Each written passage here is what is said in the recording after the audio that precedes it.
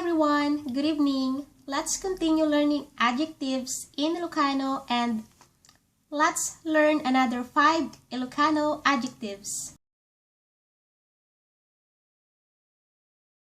First one for tonight is Narigat.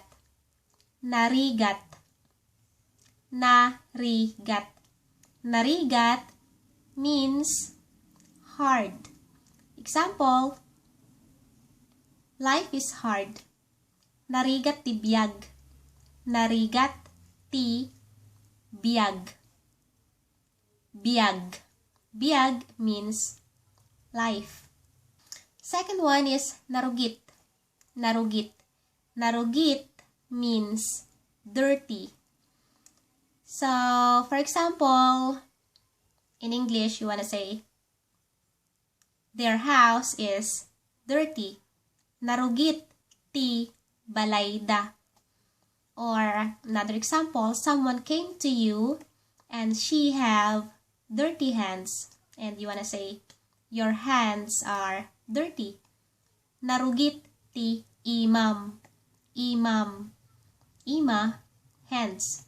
Your hands are dirty. Narugit ti imam.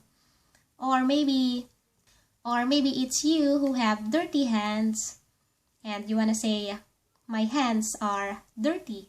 Narugit ti imak. Imak.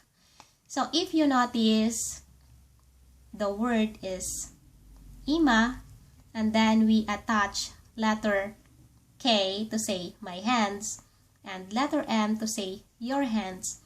And we already discussed that from I think 1 or 2 previous videos, and if you haven't seen that, you can find the link below or just click the and we have napudot. Napudot. Napudot means hot. Hot.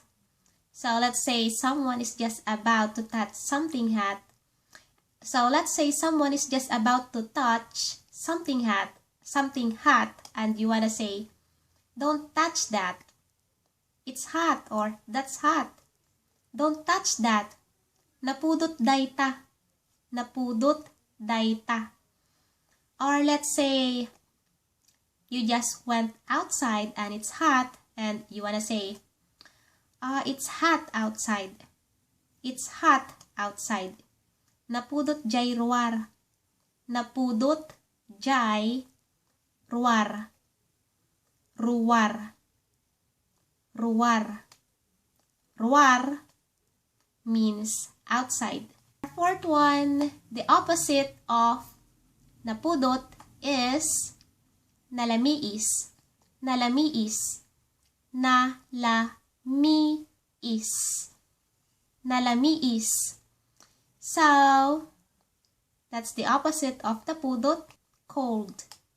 Let's say that again. Nalamiis. Nalamiis. Example, nalamiis jay ruar.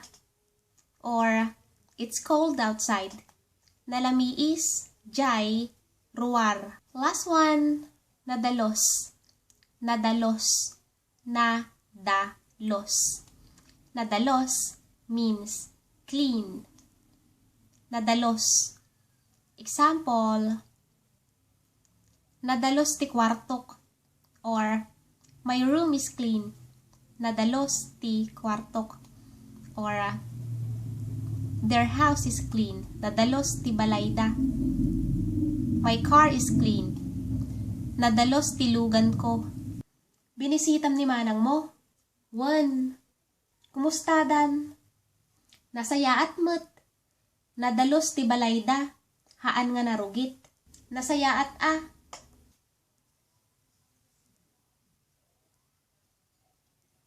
Nalami isan daytoy ni. Haan nga napudutan. That's all for tonight. Let's learn another 5 Ilocano adjectives next week. Bye!